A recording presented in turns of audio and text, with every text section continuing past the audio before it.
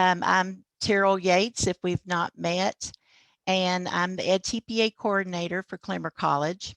And I did this last year right after upload, and it was a very interesting event. And so I really appreciate people joining us today and listening in to what our students have to say. So we're just going to start with everyone introducing themselves. So what I'm going to do is call on each of the panelists, and they're going to need to speak up if I miss them somehow, just because, you know, people coming in, and I might just make a mistake. That happens, or what I told. So what I'd like for you to do is I will call your name, tell us who you are, what program you're in, what school you did your edTPA in, and also one thing that you want the faculty to know. I think that's the question I told you to have prepared. And so just really briefly, we'll start first of all with Cammie. Hi, my name's Cammie Coleman. I am elementary education K through 5. I did my edTPA at Lake Ridge Elementary in Johnson City schools. And there's a lot of things that I feel like I guess I would want them to know, but just it's a lot. Specifically about the edTPA, it's a lot to juggle with enjoying the experience of your residency. Feel like now that my edTPA is over with, I've like truly immersed myself in the school and in my school, in my classroom, and just feel like I've been able to enjoy the students a lot more. Thank you so much, Cammie. And Nicole? Hi, I'm Nicole Lindsley. I am in elementary education K through 5. I did my student teaching at Lincoln Elementary in Kingsport. And I guess just one thing I would want you all to know, just to add what Cammie said, it is a lot to juggle, I think, with everything, but your support is really appreciated. And I think that really helps us get through it all because you guys have supported us from day one. So thank you all for that. Thank you, and welcome, Nicole. Veronica? My name is Veronica Pravat. I am in K through 5 elementary education. I did my student teaching at New Center Elementary. I did my edTPA in a 4th grade class. And I agree with Nicole. The one thing I think that I would really want y'all to know is that your support and help through the journey was just truly appreciated. Thank you, Veronica. Abby? Hello, I am Abby Rose. I am elementary education K through 5. I completed my edTPA at Holston View Elementary in Bristol City, Tennessee schools. And I'm kind of like Nicole and Veronica. I was going to say that I really appreciate the support. I could email daily and I would always get a response and no one would get irritated with me. Thank you so much, Abby. Kaylee? My name is Kaylee Anderson. I'm in the elementary education K through 5 program. And I did my student teaching at Andrew Johnson Elementary in Kingsport City Schools. And the one thing I would want faculty to know is that I felt prepared for edTPA. And as I was completing my edTPA, I thought back to assignments and projects I'd done, and I realized the purpose of those in relation to the edTPA. Thank you very much. Ashley? Hi, I'm Ashley. I am in the physical education program, and I did my edTPA at University School in Johnson City. And I think the one thing I would want faculty to know, especially the faculty in my program, is that just like the other people said, anytime that there was an issue or we went to our seminar leader crying and just freaking out, we were just always calmed and always just given reassurance and just we always just knew that everyone believed in us. And I think that that helped the most, was just knowing that if they believed we could do it, then it's easier to believe in yourself. That's wonderful to hear. Thank you so much. And Zach? Hey, I'm Zach Warren. I am in the Secondary Science Masters of Arts in Teaching program, and I have been serving as an interim chemistry teacher at Tennessee High School. One thing I want the faculty to know is that this year has been a ride.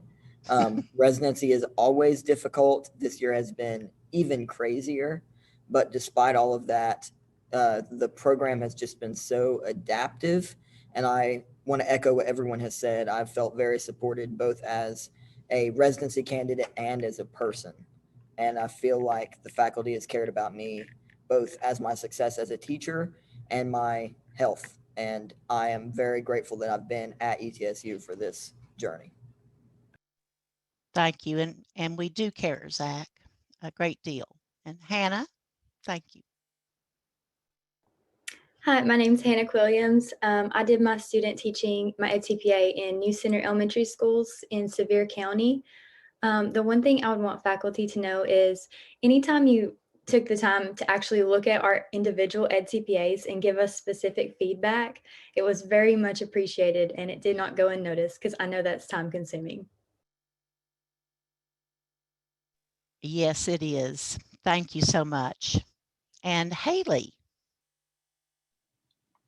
Hi, I'm Haley Ledford. I'm in the school librarianship program. I did my edTPA at Love Chapel Elementary in the library. And the one thing that I want the faculty to know is that I also really appreciate the support and the time they took for feedback.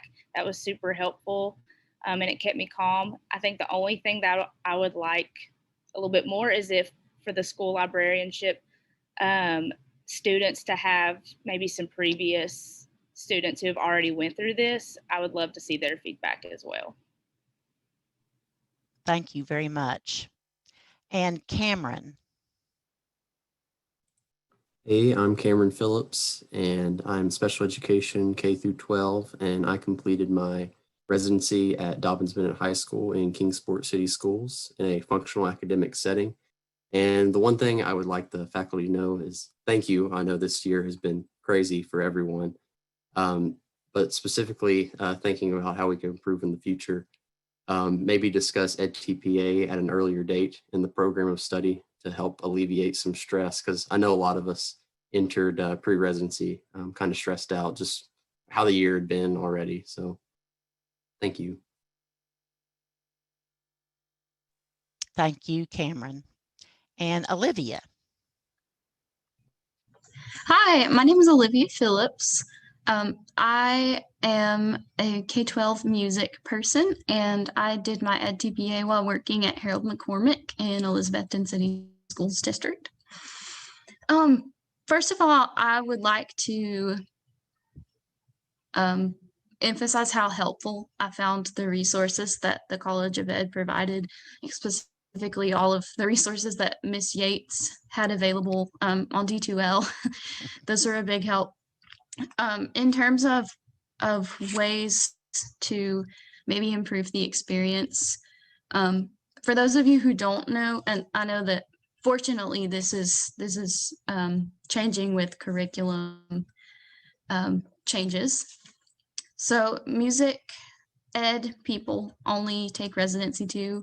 We don't take residency 1, and that is really challenging when it comes to fitting in the edTPA. So that's my, and I'm sure you've heard that before. So that's my my comment. Thank you. And we have to hear all of that in order to make positive changes. So I appreciate your feedback. And Jacob. Hi, I'm Jacob Bullock. I'm music K through 12. I did my edTPA at Woodland Elementary with Laura Evans. She was an awesome mentor. I'm very thankful that I had her. My thing kind of goes along with Olivia's. I really enjoyed the videos from Miss Yates. I don't think I would have made it without them. And I am very happy for the people in the future who are going to be able to have residency 1 and 2 for music. because it's real hard getting that rapport part in the first 2 weeks when you have to start recording. I would imagine so. Thank you, Jacob. Melissa? Hello, my name is Melissa Ramos. I was ELA secondary. I did my edTPA at Science Hill High School for 9th graders. I was actually all virtual when I did my edTPA. One thing I would like faculty to know was there's a lot of things, but mainly thank you for the support, the time put into it, really. I know that many faculty members opened up their time schedules and literally put no limit to it. They were there on the weekends and after hours. And as a college student, I think we can all say that staying up and late and pulling all those all-nighters and having them there to reply really meant a lot, especially, if you're like me who stresses more than they probably should and can't go to bed without having that answer. That really meant a lot. So thank you.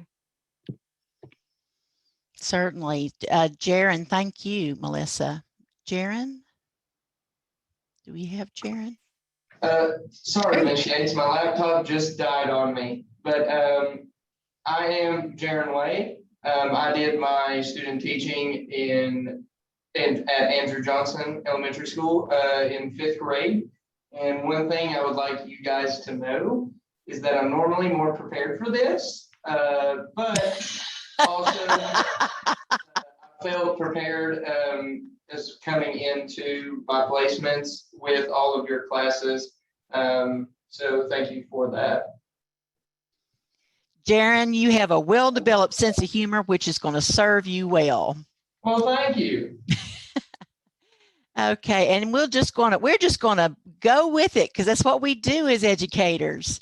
Thank you so much, and I believe I've gotten all the panelists, but if I haven't, please make sure that I know it. I'm going to call on my GA, Cameron, who is actually here supporting me today. He's fantastic. You can't have him, but I will tell you he's great. He is entering Residency 1. He's an MAT student. And okay, we do have one more panelist. Thank you. And so I would like for Cameron, and then I'll call on Alyssa. I'd like for Cameron to tell us the strengths of the program and his concerns as he's entering Residency 1. Thank you very much. So like Ms. Yates said, my name is Cameron Williams and I'm entering Residency 1. One of the biggest strengths I can definitely see from Clemmer College is just the support that all teachers are providing, with it being assignments, information, everything you need to know. And the thing that concerns me moving forward, I think, is just hearing about the edTPA only about a month ago is when I learned about it, really what it was entailing.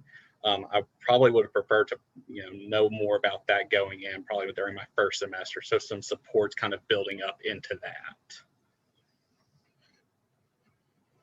Thank you, Cameron. We will do what we can between now and in the fall. Okay, so let's get busy into our questions. I'm going to first start with Alyssa Hare. Alyssa, you are, go ahead and introduce yourself and tell us something that you would like to, that you would like everyone to know. Alyssa?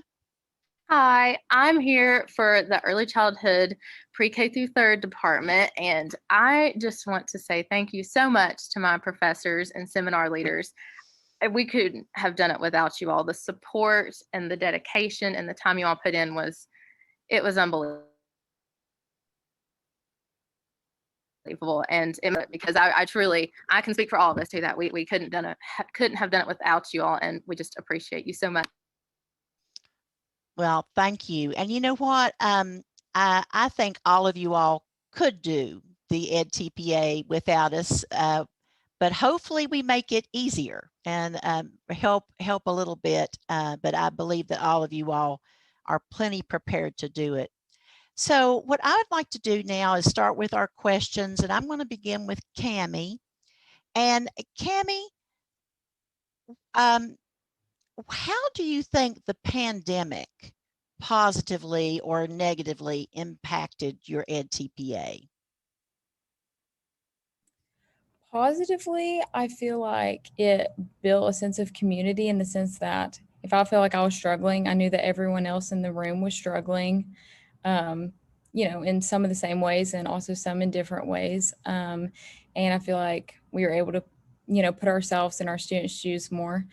In a negative way, I feel like I was constantly on edge that I was going to go virtual with the pandemic. So up until I was about to film my edTPA with the recorder in my hand, I was extremely fearful that I was going to have to change my entire edTPA and go virtual. And thank goodness I didn't, but that was a big worry of mine. I would imagine. Thank you. And Nicole, do you have anything you'd like to add to Cammie's response? Yes, just adding to what she said about not knowing what was going to happen and planning out like our lessons back in the fall and not knowing where we were going to be. But also, I think a positive way that it brought us together was that it really prepared us to be prepared for anything. I think you always have to be that way as a teacher, but especially right now, it's even more so. You just never know what the day is going to throw at you and if you're going to randomly be virtual or just things like that. So I think it just prepared me even more to be a great educator. Well, thank you. That's good. Thank you for your response. Veronica, at what point in your program did you learn what edTPA was? So the first time I heard about edTPA, I was actually at my first year at Walters State, and Mr. Mooneyham come and visited our math class, and he described the edTPA as a portfolio big enough to be a door stopper. And that was the day I got it. It scared the living crap out of me. But I'm glad that I learned at an early stage, because as soon as I heard about it, I started doing my research. So I was very grateful to hear about it early on. That's good. I'm glad. And I'm glad it didn't run you off because you've done a fantastic job. Okay. Abby, do you have anything you'd like to add? At what point did you hear about the edTPA? So I think we've been hearing about edTPA since we entered the program, but I would say I necessarily didn't hear that much in depth about it until my junior year. Once graduates came in and started speaking to us, we could ask questions. And then I honestly didn't know what it was entirely until last fall. Well, that's when I really understood what I was doing, when, and how. Well, thank goodness it didn't run you off either. Thank you for sticking around. Kaylee, what misconceptions did you have about the edTPA prior to working on it? I didn't realize how much writing it would be. I don't know what I thought it was going to be, but I did not expect to have as many pages submitted as I did. So I think a misconception for me was how much writing was involved, as well as how much videotaping, where I videotaped every minute of each of my edTPA lessons. Wow. Okay. That's good to know. Thank you. And Ashley, do you have anything you'd like to add? What kind of misconceptions did you have prior to the edTPA? Well, first I agree with basically what everyone said about you heard of like this big monster at the end of your senior year, but no one really went in depth about what that was. So I feel like I had a lot of misconceptions about it until last fall. But I think my biggest misconception or the biggest surprise to me was video clipping and all that that entails, and that how difficult and time consuming just that little piece of the edTPA would be. So that would be my biggest advice to upcoming seniors, is to learn how to clip soon, very soon into the process. We'll do class on clipping. Thank you, Ashley. Oh, Zach, did you complete your edTPA in a virtual learning environment, Zach? I did not, thankfully. Okay, I'm gonna come back and get a different with that question with somebody else. In preparing you, Zach, for the edTPA, what teaching strategies or materials? So I'm referring to strategies and materials that were used by ETSU, Clemmer College faculty throughout your program. What do you think helped you the most in preparing? I think the MAT program did an excellent job from day one, making explicit connections to how what they were teaching would not only help me in my practice as a teacher, but on the edTPA. So in my secondary science class with Dr. Govett, when we were learning about, best practices for teaching science, she was constantly connecting those to what I would need on the edTPA with the three major parts of science, what you call the SSEs. She was constantly connecting those. And in my literacy class, learning all the supports for helping students, gain literacy skills in our specific disciplines. Just whenever there were explicit connections made, not only to how it would help me as a teacher, but how it would help me as an edTPA-er, those were really beneficial. Yes, I think that's a new word, is edTPA-er. Not a fun word. Yes, it is. Not. Hannah, what do you have to add? So the question was, what teaching strategies or materials helped you the most in your program?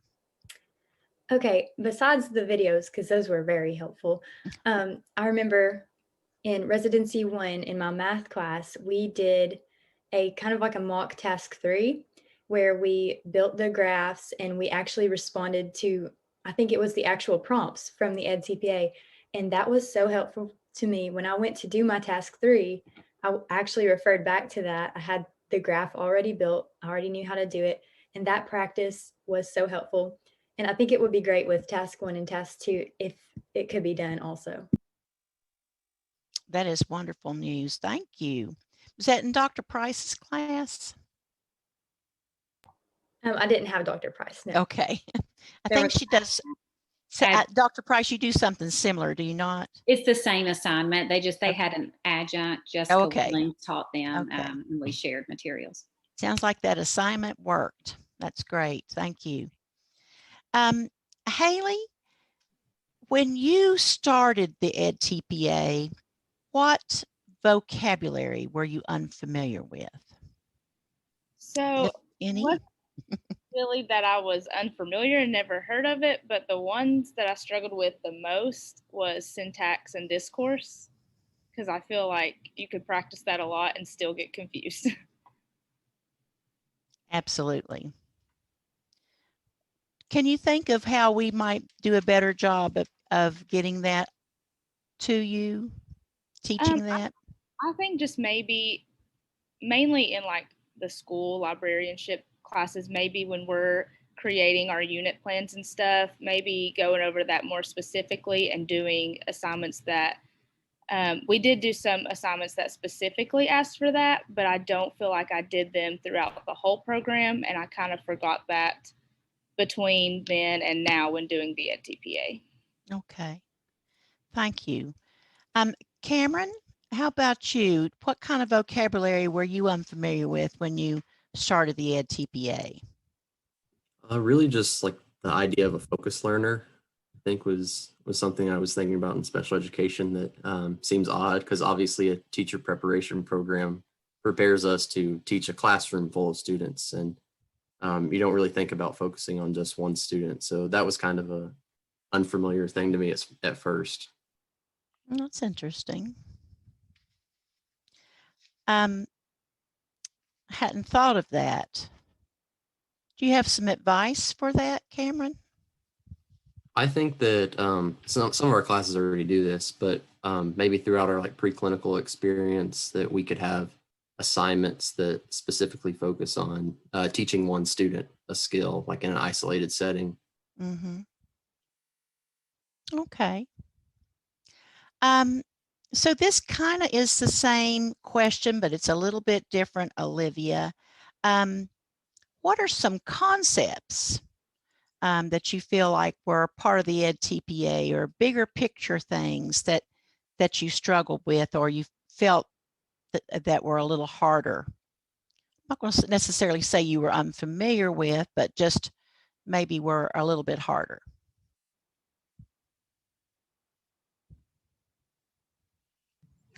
Let me see. I wouldn't say that it was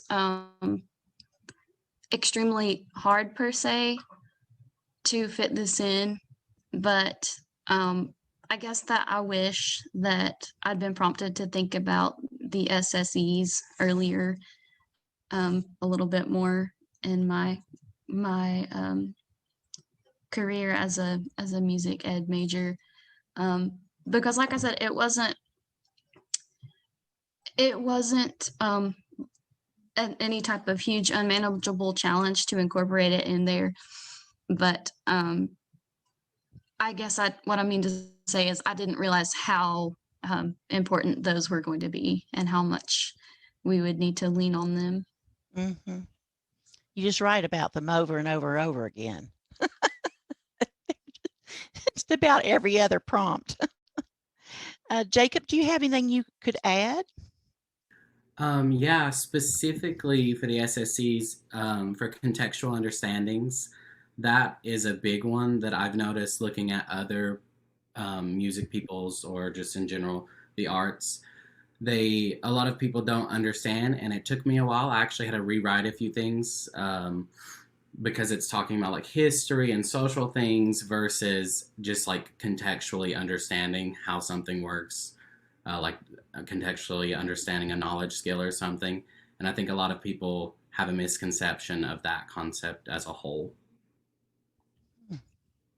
Thank you very much.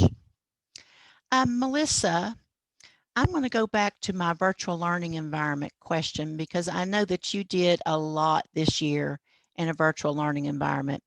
And Melissa actually for a long time had two mentors, one in a virtual classroom and one face-to-face, and she juggled that very well. But tell us about preparing an edTPA in a virtual learning environment, Melissa. Tell us about your experience with teaching in a virtual learning environment and what you believe we need to be doing to prepare our students to do an edTPA in a virtual learning environment. Okay, so I think first of all, I want to discuss my biggest fear with the virtual. I know many of my classmates had discussed, the idea of what if we go hybrid and then one day it's just virtual. I'm going to have to change all my lesson plans. And that was one worry I did not have to relate to because I was just virtual the whole way. So in one sense, it felt good. There was an advantage to that. I had already prepared everything virtual, so there's no need to change anything. However, my biggest fear when it came to the edTPA was getting students' response. In pre-residency, there was one class that absolutely would not talk. And no matter how fun or how much you try to engage in those lesson plans or anything, or the way you taught, it just did not matter. They would not speak. They refused to speak. They would not turn on their cameras. And of course, you can't require a child to turn on their camera, but they would not want to participate in any way. And that stuck with me when I went on to, residency. Especially for completing the edTPA, was just that worry. What if I get, a class that doesn't want to do that? Or what if next semester it's worse because, these kids are tired. A lot of them just straight up tell you they're depressed at the same time. Like, I think that was one of the saddest things about being virtual, as well as that they don't have much connections other than you that they see on the screen. They don't really know their classmates. So when it comes time, I would have wellness checks. And I would put in jokes, but I'd always ask them, how are they doing? And some of those kids would just, like I said, were honest. They would tell you, they'd be like, I don't want to do this anymore. I can't do this anymore. I'm tired. It hurt me to like hear or like read what some of them would say. And then some of them would try to reach after and stay with me on Zoom and tell me, hey, Miss Ramos, I want to let you know I'm trying my best, but this isn't me as a student. Like, what can I do to improve my grade? And it's just kind of those tough moments that you have with those kids, and being virtual, it just kind of makes it worse. But I think really that was the biggest thing for the edTPA, was like, what if I get a class or kids who just don't want to participate? And especially when it came down to the recording, 10 minutes are 10 precious minutes that you have to prove all the things you need to do for those rubrics. So if they're not responding, if they're not engaging, you are spending that valuable time just trying to get a single response. Thankfully, I was not in that position. For my recordings, my kids were great. They were amazing. I did not have that, but it was one thing, like, I tend to think about other people, and that was just the one thing that I was thinking about others who are completing theirs in a virtual setting. And I was like, I really hope that's not what they're having to go through, because that would be very stressful. But other than that, I think the edTPA in a virtual setting wasn't too difficult, as long as, I think that's the biggest thing, the class environment in a virtual setting. It is the biggest, like the most challenging thing to be able to achieve. But once you achieve it, I think that everything else just kind of falls in place. So yeah, I'm thankful to say that my virtual experience was beyond amazing. I think you had a good placement, but they were also happy to have you, Melissa. You were our hard worker. Alyssa, I'm going to move on to another question. What do you wish you had had more practice with before you began the edTPA? Yeah, I was thinking about this earlier, and I think the more practice I could have would be in just explaining my reasoning more in depthly, because we write our lesson plans and they're really long and we have all this information, but we don't really talk about why we're doing what we're doing. Because I remember I had to talk in depthly why I chose the assessment I did. And I was able to, but it took some time. And just explaining why we're using these materials, these assessments, these manipulatives, and just explaining thoroughly that reason. So working on the rationale. Mm-hmm. Thank you. Cammie, do you have anything you'd like to add? That's probably exactly what I would say. Just going over, the assessment and figuring out why because you have to use research. And I feel like that's something that I would have liked to be more experienced with. I felt like I was, kind of shooting in the dark, trying to find good research, good articles. Honestly, like just providing those and having those integrated into our courses would have been really helpful, I feel like, because I knew about like Vygotsky and stuff, but you can only throw in his name so many times until they're like, okay, anyone else? Okay. So just more research and theory could have helped my edTPA a lot. Thank you. Nicole, going back to misconceptions that we talked about earlier, we discussed misconceptions that students had going into the edTPA. Have you encountered a situation where you thought maybe faculty had misconceptions? I wouldn't really say that they've had misconceptions. I think that they've been very clear on what was expected, and like I knew what was expected from their explanations. I never really had any of those situations myself. Okay, thank you. Sorry. Good. Veronica, would you agree, or did you have a different experience? I can't think of any misconceptions that I think any of my supervisors or instructors had. I feel like all the, instruction I got was straightforward. So I draw a blank there. I don't think they did. Okay, well, that's great. That's what we want to hear. And Jaron is back, and he may have been back earlier, and I just didn't see him. But Jaron, so what suggestions do you have for faculty to help future pre-service teachers? So one thing that I was thinking about was learning how to handle both your edTPA as well as working in your placement, trying to more or less figure out strategies on how to separate the two so that you're not working on your edTPA while you're supposed to be working in your placement, and you're also not working on your placement while you're thinking about your edTPA. Trying to find a way to organize that and be able to lay that out for people just so it's one less thing to think about during our edTPA. Thank you. Kaylee, do you have anything to add to that? One thing I was thinking about, one area of the edTPA I think I struggled with was identifying changes that I would make and next steps. So I think those are two areas that I could have had more experience and practice with. Yes. So this is a question that's actually not on here, but I'm going to ask it anyway.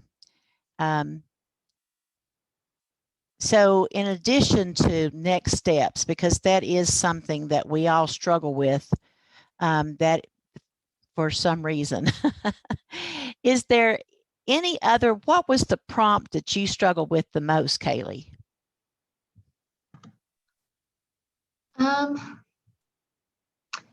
I would say the prompt about changes. And I think it's just because Test 2, rubric 10. Okay. Yes, because I didn't want my changes to be too general or too specific. So I was just unsure of, I had ideas of what changes I wanted to make, but I just wasn't sure of whether they fell into the whole group category or an individual or special group. And then I wasn't sure if they were too general of a change or too specific of a change for what they were wanting. Okay. And Ashley, what would you say would be advice you would give to students entering Residency 1 next year? We got Cameron here. Cameron Williams is going to be going. What kind of advice would you give to Cameron? I think my biggest piece of advice for residency teachers entering Residency 1 is that no question is dumb, and that it is so much better to just ask the question and get it answered and get help instead of sitting and struggling on your own. I know I encountered that a lot, just thinking like, oh, I feel like this is something I should already know, or I feel like I should know how to do this. So, but then when I would ask my professor, it was,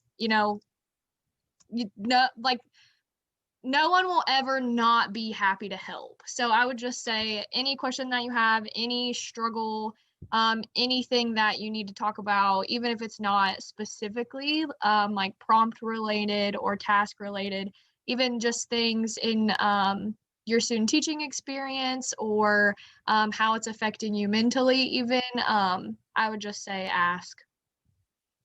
Thank you so much. That's good advice.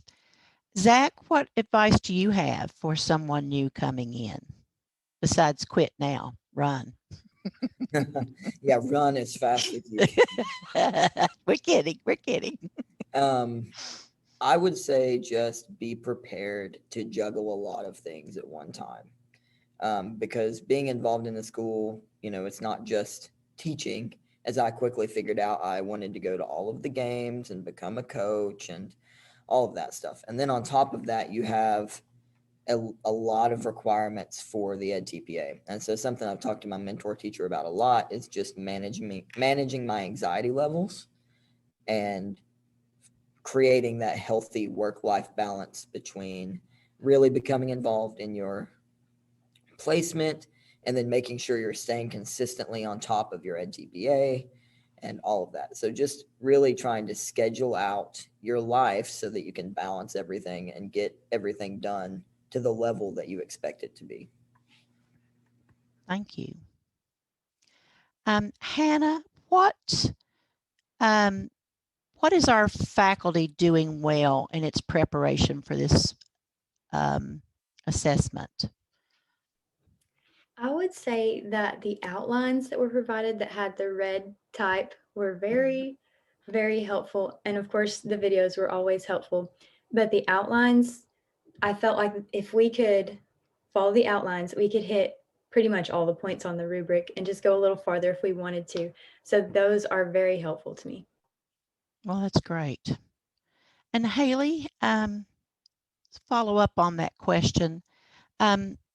So what is faculty doing well in preparing us? What do we need to continue to do? I definitely agree with Hannah. All that stuff was perfect. It helped a lot. The videos are the best. I watched them religiously and like would pause them and make sure that I took notes. And I noticed when I joined one of the edTPA groups on Facebook that you suggested, I learned that a lot of other students in other places don't get that, and that they are freaking out and that they didn't know what to do for their prompts. And when we had it right there, we had everything we needed right there on D2L for us. Okay, that's good. And Cameron, what would you say would be the hardest part of this year? I think this has been expressed by quite a few of us, but time management for sure. Just balancing, your residency, like observations that you have, and especially during residency 1, where you're still in normal classes and you're not there every single day at your placement. So really balancing the school life to what feels like your job within residency. So just time management for sure was the hardest part, and not to mention the stress of and strain of pandemic on all of us for sure too. It's affected all of us in a lot of different ways. Definitely. Olivia, how did the pandemic affect your situation? So the biggest challenge of the pandemic for me was that at the very beginning of my semester, my school was on a hybrid schedule, and because I'm in a specials field, I only see students once a week typically, but I only saw them every other week for the first almost month of school, which made it extremely difficult to get to know them and figure out their ability levels and learn their names, learn strengths and weaknesses. So I kind of had to go into my edTPA blind and just take my mentor's advice about what class would be good to work with, especially since I didn't have residency 1. So really I didn't have the chance to get a feel for things before I was sort of thrown into it.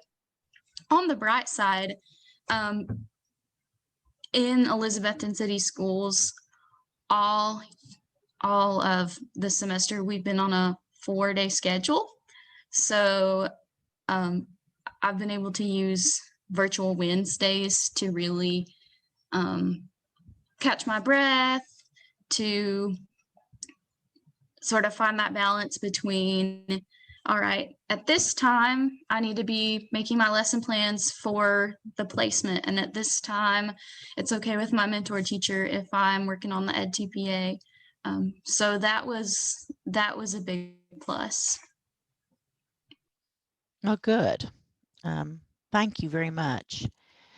Jacob, I'm going to skip around a little bit here with some of these questions. What are some things that you wish that you had had more practice with before you began your edTPA? I guess specifically applying the subject-specific emphasis words in my classes, because like I didn't see them at all. Like I know artistic expression, yes, I get knowledge skills, but I never really tried to apply those. So that could be a discussion that could be within the music department specifically. But yeah, just practicing applying those words into our lesson plans and stuff from the get-go. Alyssa, did you learn anything from completing the edTPA? And if so, what did you learn?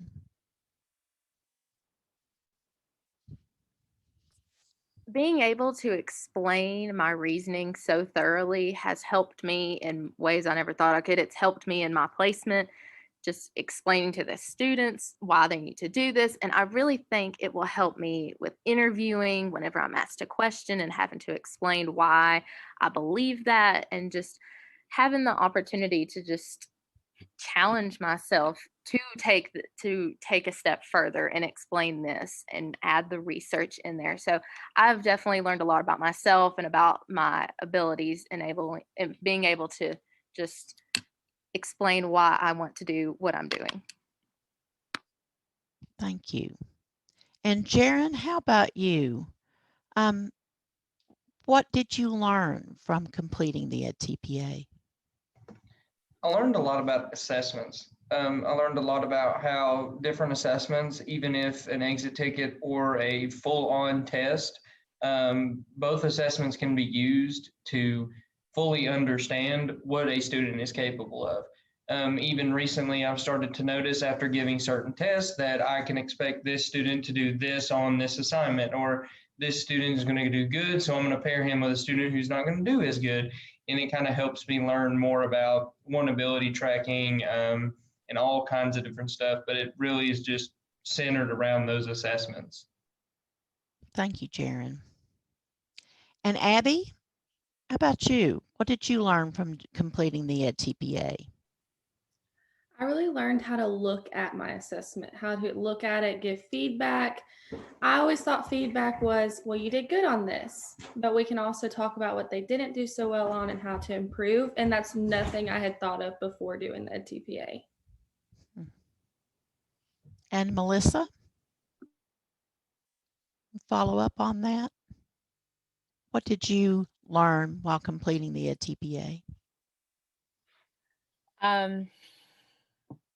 I learned several things, so it's hard for me just to focus on one, but kind of going back to what everyone's, brought up, just the idea of making sure that your lesson plan, because I think what it really taught me more than anything was definitely how to create a well-structured lesson plan, or the assignments, making sure that your assignments stay relevant to the purpose of what you're trying to teach, and making sure that it's going to help students in the future, because there's a big difference between creating assignment for then and just, then and there, and then having one that students can go back to, refer to. And if at any point you see that that student is struggling or is confused, being able to, bring that assignment back up and being like, well, let's go back to step one and see where, you kind of got lost at, and let's work through there. So I think that's what really helped me more than anything from the edTPA.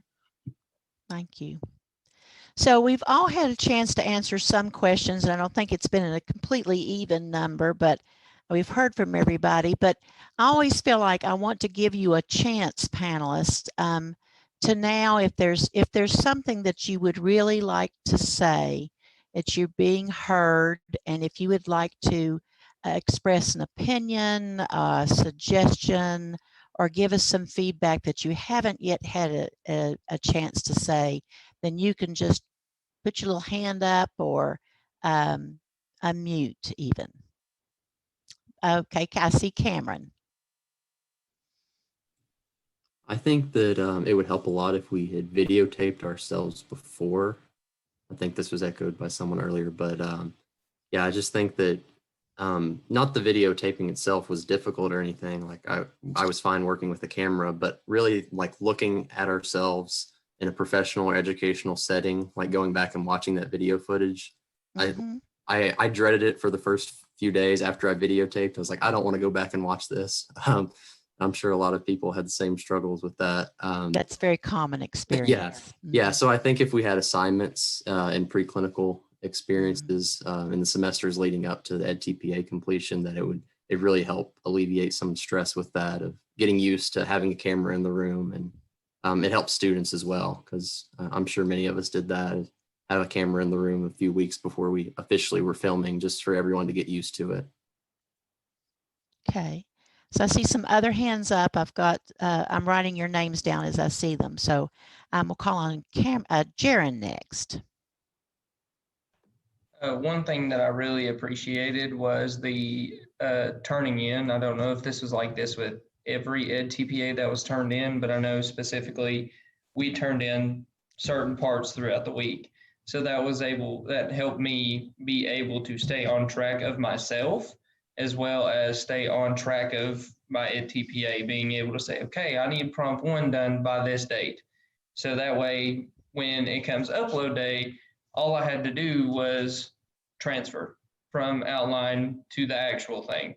So I would believe that if that was consistent across the board, that we could possibly see edTPA scores go up and up because they're consistently staying on track.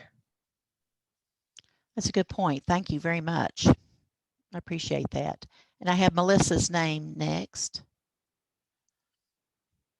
One thing I wanted to talk about was really how the experiences were so different. So I had stayed in contact with some of my classmates as well, and we were talking constantly about how our experience was going. But one thing that I didn't realize how different it was for some of us was that some of us were teaching every day, and other, classmates weren't. They only got to teach, the edTPA segment that they were supposed to do, or sometimes it was just kind of on and off, on and off. I was lucky enough to have a mentor who had the absolute trust in me. And the minute I stepped in again for residency, she gave me 2 of her classes and she was like, here you go. You teach them the way you want to, the way you believe.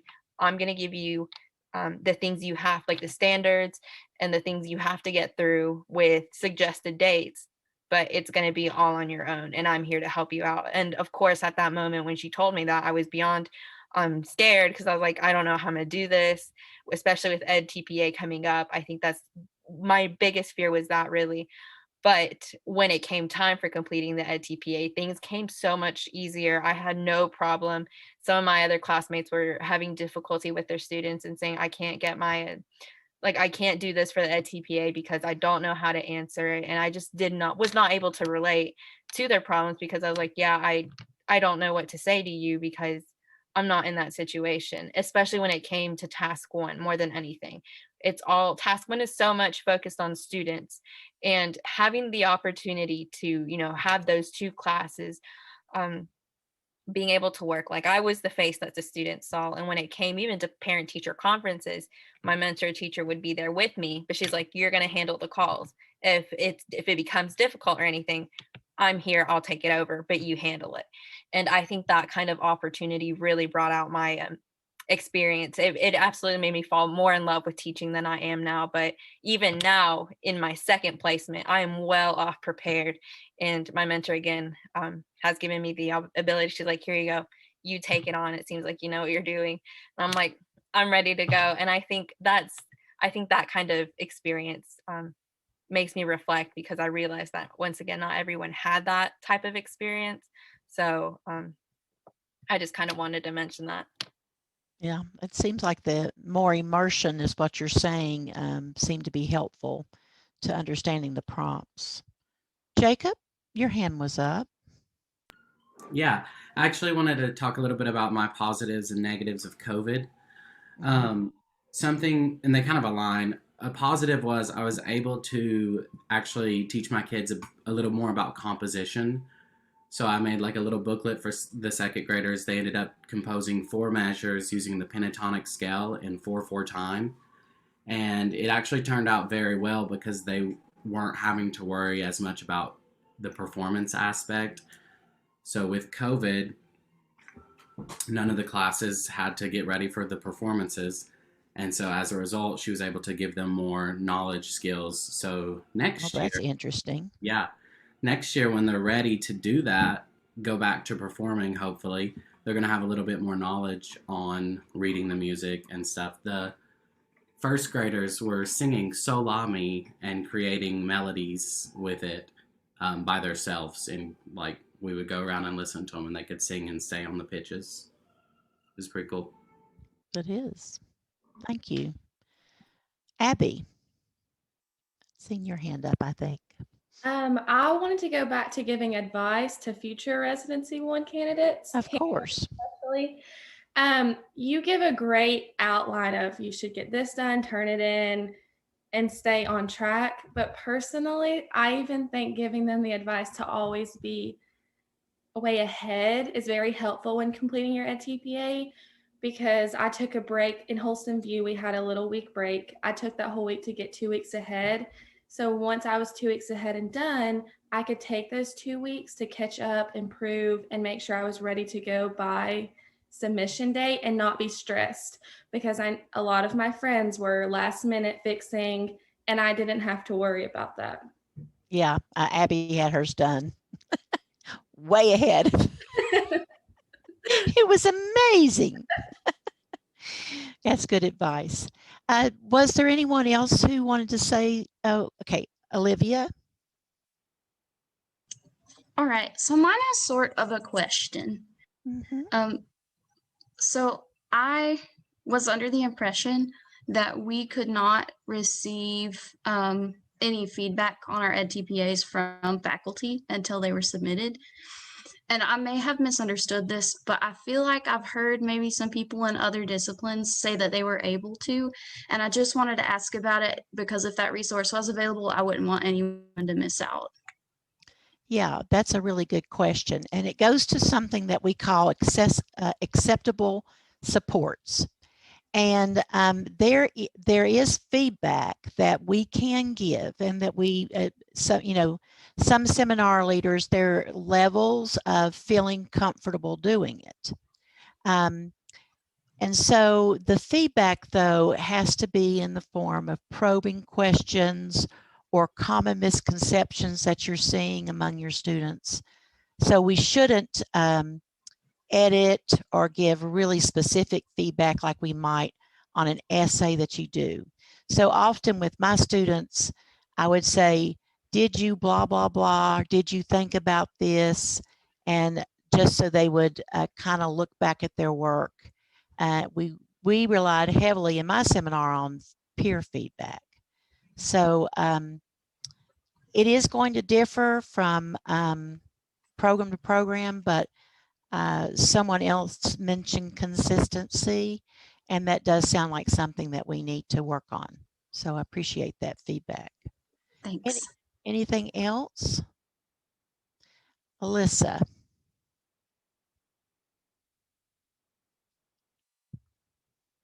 Oh, goodness, I can't hear you. Oh, try it again. No.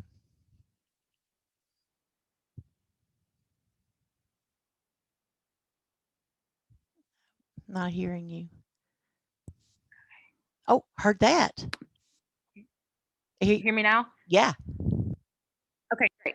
I don't know what happened there, but so I just have two things that I appreciated so much. And if you're able to continue to do this in the early childhood program, it would be amazing, was the writing days.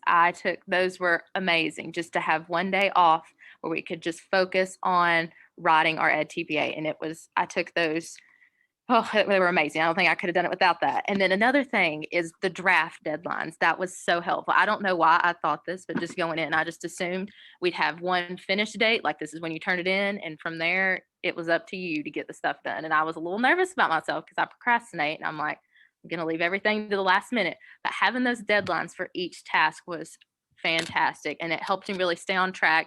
And I was able to focus more on, if I wrote my draft like it was a finished product, I wouldn't have to go back and change as much, but then I could change them. So it just really allowed me that opportunity to work on that. And I really appreciated that. So if you could keep doing that, that would be awesome. Thanks. Well, we've gotten a little close on time, and no one should feel like they have to stay. It is 4:30. But if you'd like to ask some questions, faculty, just unmute or put your hand up, and Cameron and I will try to watch for you.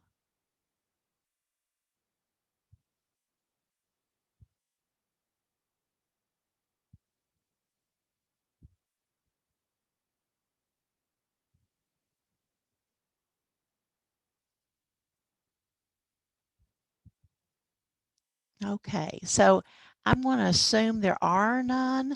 Carol, I have a question. I'm Okay. sorry, I couldn't find my mute. It was. I thought I'd waited long enough. I really did. You did a great job. I was like, I can't find it. Hi, all. First of all, congrats. I'm so excited for you that you've gotten to this point. I'm Pam Mims. I'm Associate Dean of Research and Grants in Clemmer. I'm also faculty of special education. Cameron, I'm a little curious about, someone mentioned, because I care so much about it, research and more opportunities to read about something about research in your program so that you weren't searching for ways to cite it through your edTPA. Can you expand on that more? Whoever said that. I think that was me.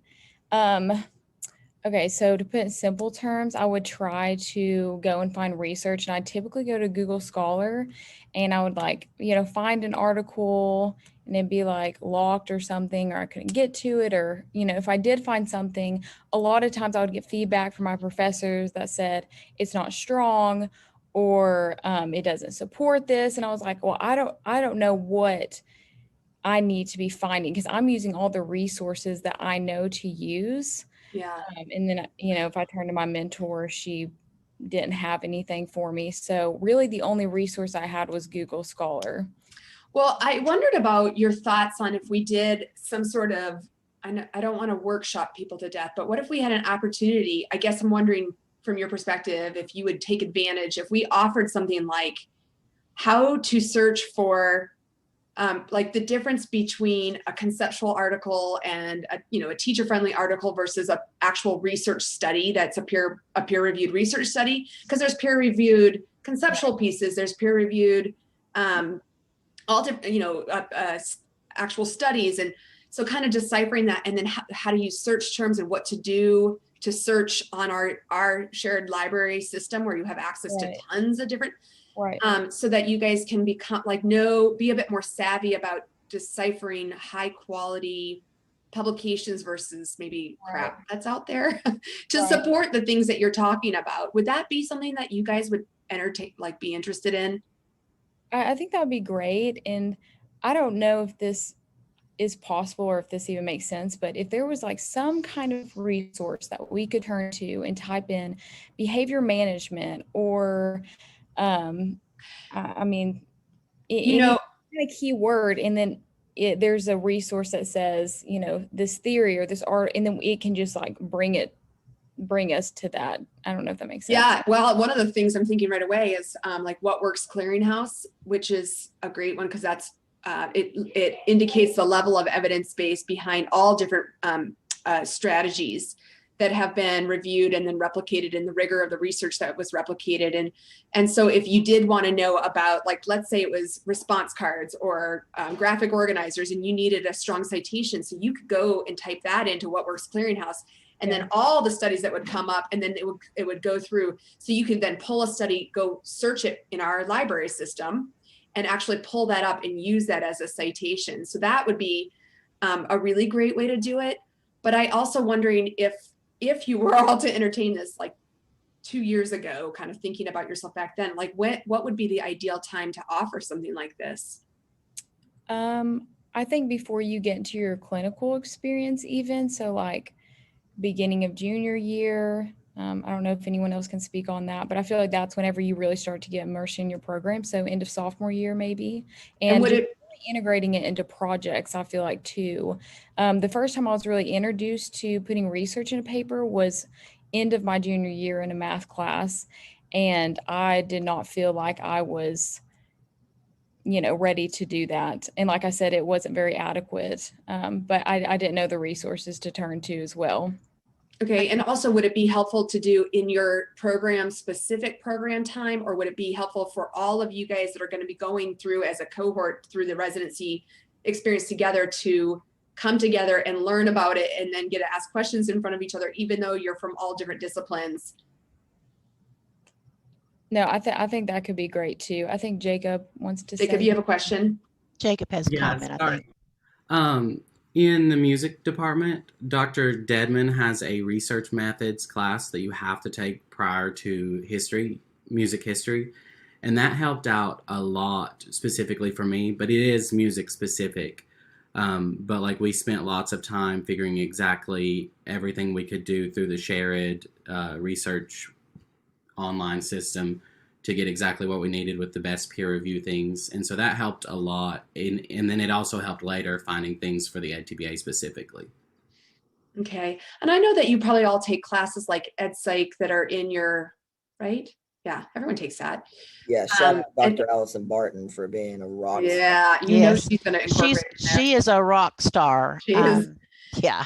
But I know not everybody gets the luxury of having Dr. Yeah. Barton, but and so maybe what it is we can be more strategic about starting to embed it in that class, or make sure it's embedded in every section of that class, and then providing opportunities throughout your specific programs, and then also have that time where maybe we come together, and maybe to kind of I'm just brainstorming here, Terrell, so just tell me to stop.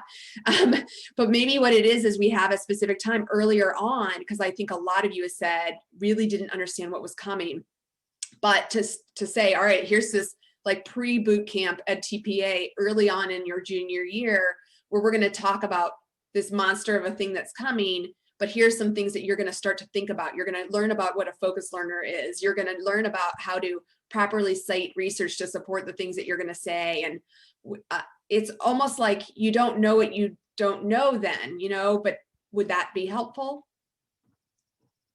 Okay. I think it sounds like a marvelous idea. Well, I'm volunteering to help, Terrell. So it's not.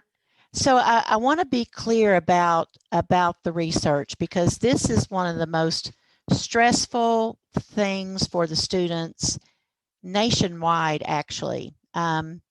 So what it's more about writing the rationale and the strength of the argument than it is the type of research or theory. It's less about that and more about writing a very strong argument. So from my perspective as someone who supports the candidate, what I see is them struggling making that strong connection. So they might be able to cite a source, but that won't be enough unless they can really make that argument strong. So I believe there's two things that they need. They need to, first of all, know what is the theory, what kind of evidence they need to use to support their claim, but they also need to know how to write that claim. And I think that's going to make the biggest difference. Good point. It's like, okay, that now you know all these resources, how do you really integrate it to make a strong rationale about what you're doing to support that? So the crazy thing about it is that the edTPA actually does not request that they put citations for their theory and foundational, their research, any of that. They only want citations from materials that they've used. So like if they use a textbook to teach their students, or a piece of literature, or if they bought something from Teacher Pay Teacher, that's what they're supposed to cite. They really don't have to cite the theory. And I tell them this 100 times, but they're so afraid that they're not going to do it right that they still get very worried about it. And there's a lot of urban legend. So lots of people I know are needing to go. But if there are some others who want to hang back and ask some questions or talk to our candidates, but I want to invite other people, if they need to go, to step away and to not feel obligated to stay. And I want to just really tell all of you how proud I am of you. I know how hard it is, very, very intimately. See you struggle, and I appreciate what you do to make us look good as a college, and I really appreciate you coming here this afternoon and giving us your time and feedback, and your frank assessment given in such a professional way is absolutely noted. Thank you very much. But again, if there's others who have questions, and if there's others who want to leave, you may do that at this time.